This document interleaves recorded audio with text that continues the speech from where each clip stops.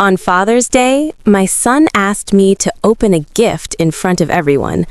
I smiled, thinking it was another handmade card from the kids. I was wrong. My name is Arthur Bell. I am 76 years old, and that afternoon marked the moment I realized I had already been erased from my own family. It was early Sunday when I arrived at my son Eric's house. I wore my navy blazer, the one my late wife used to say made me look distinguished. I had stopped by the bakery to buy croissants for my grandchildren and picked up a small toy car for the youngest. I didn't want to arrive empty-handed. I never did. "Grandpa Art!" my granddaughter Lily shouted, throwing her arms around my waist. Her hug still felt like home. For a brief moment, I believed the day might be kind to me. My daughter-in-law, Rachel, glanced up from her phone and nodded without a smile. Eric followed behind her, distracted, already irritated about something I couldn't see. "Dad, sit down," he said. "We've got something for you." The children gathered around the coffee table.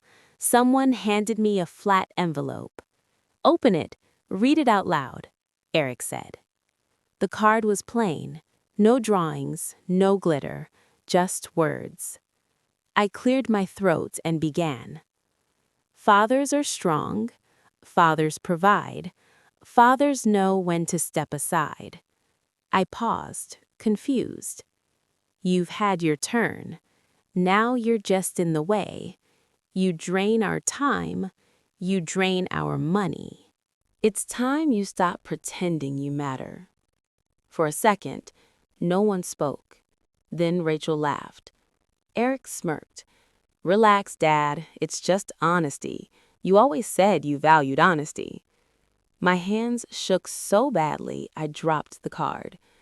"You don't visit unless you need something," Rachel added casually, "and the kids barely know you anyway."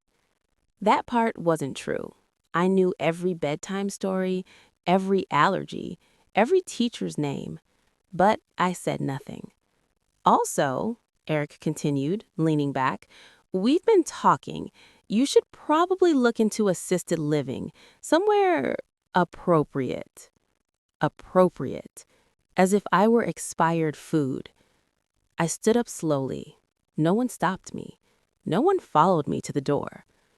That night, alone in my quiet house, I sat in the chair my wife had passed away in 4 years earlier and finally allowed myself to remember everything.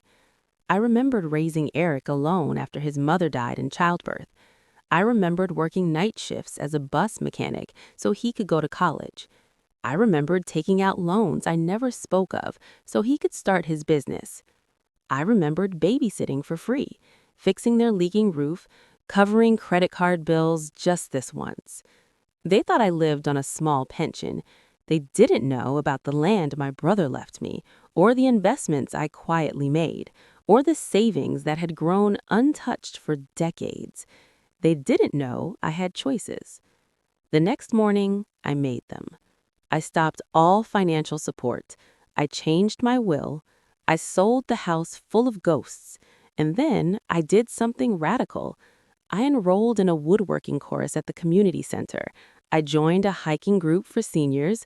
I booked a long overdue trip to Scotland, where my wife always wanted to go. 3 months later, Eric called. "Dad, we're struggling." I listened quietly. "I heard you sold the house." "I did." "Why didn't you tell us?" I smiled for the first time in a long while. "I told you I no longer mattered," I said calmly. "I simply believed you." I hung up before he could answer. Some people think old age makes you weak. They forget one thing. It also strips away fear. And when there's nothing left to fear, dignity finally learns how to stand on its own.